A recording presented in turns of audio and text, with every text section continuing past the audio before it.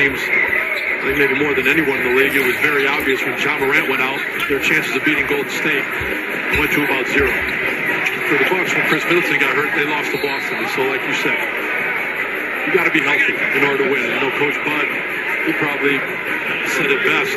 You know, he said, in order to win a championship, you got to play well, you got to stay healthy, you got to be a bit lucky. And that's the case for both of these teams. And Milwaukee, I think, is an absolute contender. And I think Memphis is trying to prove that they still are a contender after the incredible rise, 56 wins last year, and what Ja was able to do.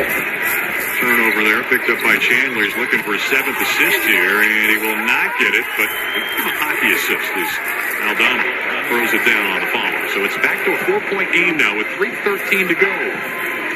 I do think the value, though, in preseason games for sure at the end is like this. You got yourself a 4-point game. There's 3 minutes. You got groups out there. And now you do get to see something that you wouldn't have otherwise. How do they perform? Who steps up? Who plays well? It's a great opportunity once it gets to this point, no question. Still trying to get that separation back. They've led by as many as 13 here tonight. I mentioned that schedule for the Bucks this preseason. This is not your father's preseason schedule here. So you go to Abu Dhabi to play the Hawks twice on the 6th and the 8th. And then here's that back-to-back I was talking about. Chicago, then Brooklyn. Back-to-back days on the 11th and 12th. And then obviously you got some time to get ready for your regular season opener in Philly. That should be a good one. I mean, you would certainly expect some guys not to play as much in preseason when it's a back-to-back. I would say even less so. But the one thing when I look at that I'm excited about is a Thursday and a Saturday game at 11 a.m. Central Time. Thursday at 11? Kind of like March Madness. You get to wake up, have your bowl of Wheaties, and then your Bucks game will be on, at least on Thursday. Saturday, I suppose a little more normal to have an earlier game, but I think it'll be fun to watch. Russian basketball. Yeah, I think they're 9 hours ahead in Abu Dhabi as Warren misses on the elbow jumper, and it's a 2-point game. Here Memphis goes. They got a chance to tie or get the lead with 2:29 to go now as the Grizzlies work it around on the outside. Arabia working on the defense from Bojam. Entry pass knocked away by Wigginton. Now the Bucks looking to run. Lob pass up top. Too tall for Thanasis. Up and down we go. Lofton hands off. Arabia flushes it through, and we are tied at 99. Yeah, those are the plays, what we were just talking about. It's like you got this group in, you get an opportunity to see IQ late in the game, pressure situations. What decisions are you making? You see in Memphis, look at these guys sharing the ball, getting on the break. Arabia, it's a big-time finish. One rookie to another has tied this game with just inside of 2 minutes to play now. Youngsters trying to show their mettle here late. Nice little runner rolls over for Wigginton. Lindell. We got a ball game now. Like and subscribe. We're back, baby, all season long. Make sure you subscribe and make sure you set the notifications to all videos so you never miss a game or a giveaway right here on the channel. 2-point lead. Arabia airmails the shot. He's going to call that a pass. Roddy lays it in up close. He's going to call. I don't think the stats guys are. Statistician trying to determine right now, was that shooting form or was it a basket? I think we know, but either way, those are the plays, though. You got to box out, to close the possession. Now it's all tied back up.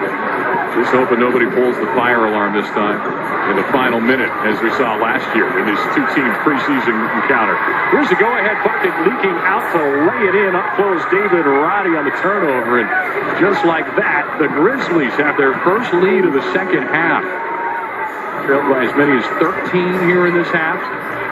But now the Bucks playing come-from-behind ball with inside of a minute to go in the fourth.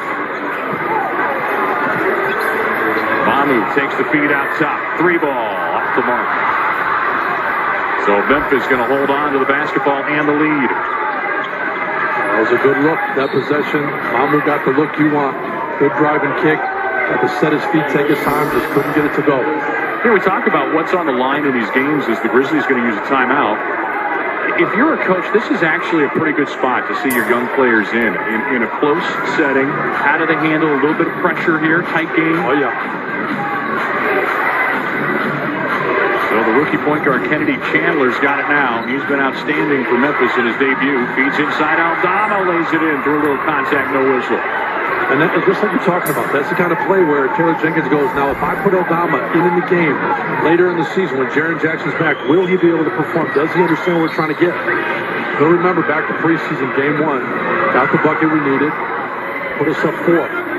Now both teams are in the penalty now as Wigginton was driving inside, drew the defensive foul. He'll go to the line for 2. So that's the 5th team foul for the Grizzlies, and the Bucks also with 5. So I mentioned it before, they are in the penalty, although the scoreboard still has it at 4. I swear it was 4 just a moment ago.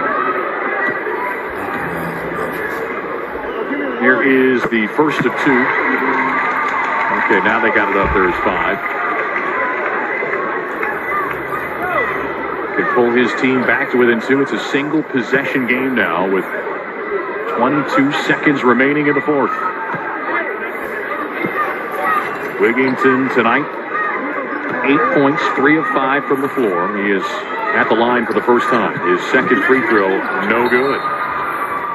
And Memphis gets that rebound, and a quick timeout called by the Grizzlies as Taylor Jenkins calls his guys over. Wigginton at the line, not able to hit the pair. Last season, he was just 54% at the line, 19 of 35. And leaves a big one on the table right there. So if you're Taylor Jenkins now, you know the Bucks are in the penalty. Hey, let's do a little X's. Who says there's no X's and O's in preseason basketball? Yeah. What are you talking about right now if you're Taylor Jenkins with this offensive set? You know that the opposition can't foul, but they're going to have to foul because the shot clock is off. Yeah, and I think the thing you're going to emphasize with the young group is don't worry as much about the play quite yet. Let's make sure we get the ball in and we secure it, because I think if you're over in that Bucks huddle, you're telling them to take chances, to be aggressive, to go for a steal.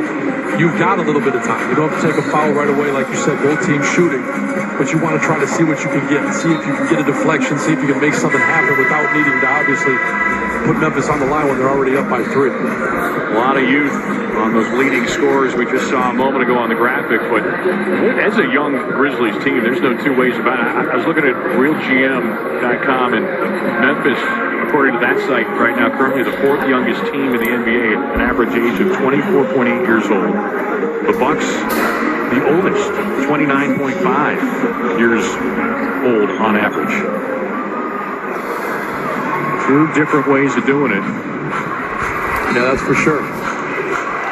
Arabia to send it in on the near sideline. Here's the pass in. Chandler kicks it out to Arabia again. Makes the pass right now. He will send that way. And the Bucks get the foul. Thanasis came chasing out. They were trying to force that turnover, but all Arabia has to do here is make 1 of 2 free throws to make it a 2-possession game with 13 and a half seconds to play. You can tell Milwaukee doing just like we said, flying around trying to get a deflection, but solid job by Memphis. And you can imagine Coach Charles Lee telling them, look, once it gets to a certain point, on that 10, 15 seconds, we got to take a foul, especially if it's one of the guys that we want. I'm not sure LaRavia was one of the guys that she wanted to foul, but as a young fella, you never know what he's going to do on the line, but knocks down his first. 14 points now in the game for LaRavia, all of those coming in the second half. He was scoreless in the first half, so he has lifted his game, and he has now put his team out in front by 5. 107-102 as the Grizzlies continue their assault. Put up 40 points now here in this 4th quarter, and find themselves in the midst of an 18-3 run over the last 4 minutes here of this 4th quarter. So the late charge from the Grizzlies has the Bucks suddenly. For a long time. Yep. Connaughton did not play in this game. Mahmoud Kelishvili has played, and he's had a pretty big role again for this group with 15 points to go with his 4 rebounds. So the Bucks needed to make points and get them in a hurry. Shooters out there. Mahmoud Kelishvili kicks it out. That is not the play that Charles Lee drew up. No, it's not. And I had the same tendency when I played. You want to creep to the action, but Mahmoud trying to find A.J. Green, spotted up on that left wing. Had he stayed out there, he might have got a good look at it. You like Mahmoud attacking, but like you said, it's not the play you want. So the Grizzlies are going to hold on in this one.